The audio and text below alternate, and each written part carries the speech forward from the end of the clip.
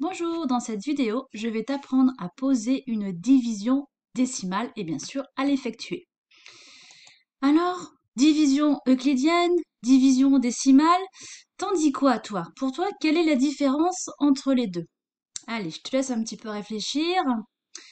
Voilà, ça y est, t'as réfléchi? Alors, voici la réponse. Une division décimale permet d'obtenir un quotient exact. Waouh, qu'est-ce que c'est que tout ça? Allez, reprenons notre division euclidienne que nous avons réalisée ensemble dans une précédente vidéo. Je t'ai réécrit ici la technique et puis ici, tu as le résultat que nous avions trouvé.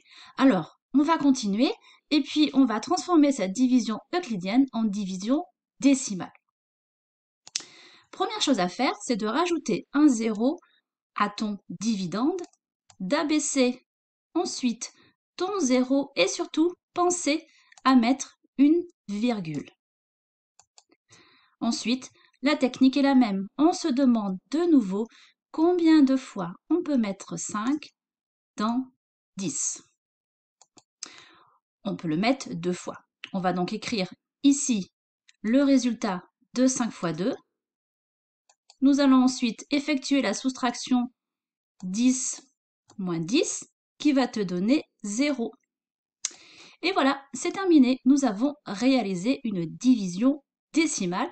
On peut noter le résultat en ligne. On peut écrire que 791, c'est 5 fois 158,2.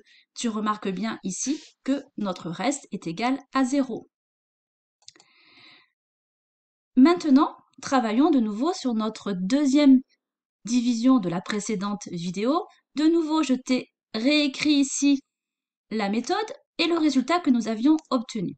Alors, si tu as bien compris comment il fallait faire pour transformer notre division euclidienne en division décimale, tu vas me dire, qu'est-ce que tu vas me dire?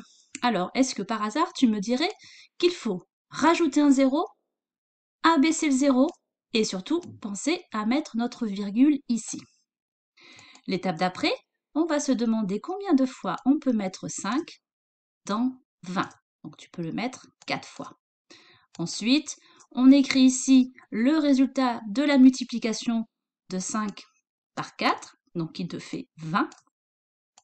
Tu fais la soustraction 20 moins 20. Alors là, tu te rends compte que j'ai mis 2. Donc moi, je me rends compte que je ne sais plus faire de soustraction.